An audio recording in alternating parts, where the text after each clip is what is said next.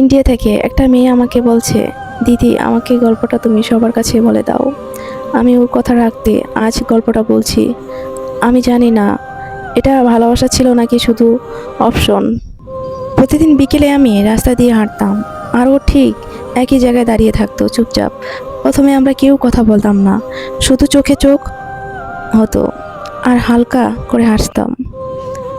জানো, ওর হাসিটা খুব অদ্ভুত ছিল, মনে হতো অনেক কষ্ট লুকিয়ে আছে তাতে। একদিন আমি জিজ্ঞেস করলাম, তুমি কি প্রতিদিন আমার জন্য দাঁড়িয়ে থাকো?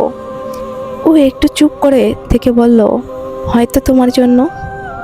সেদিন থেকে আমাদের কথা শুরু হলো ধীরে ধীরে। আমি বুঝতে পারলাম না কখন ওকে এতটা ভালোবেসে ফেললাম, কিন্তু একটা জিনিস খেয়াল করলাম, ও কখনই সন্ধ্যা পরে থাকতো না। একদিন আমি বললাম, আজ তুমি কোথাও যাবে না, আমার সাথে থাকবে। ও আস্তে করে বলল, আমি থাকলে তুমি ভয় পাবে। সেদিনই প্রথমবার ও থেমে গেল, অন্ধকার নামতে শুরু করলো। হঠাৎ বুঝলাম ওর হাতটা খুব ঠান্ডা। আমি জিজ্ঞেস করলাম, তোমার হাতটা এত ঠান্ডা কেন? ও চুপ করে থেকে আমার চোখের দিকে তাকিয়ে বলল, কারণ আমি তো পৃথিবীতেই না। আমার শরীর কেঁপে উঠল। আমি কিছু বলার আগেই ও ধীরে ধীরে অন্ধকারে মিলিয়ে গেল।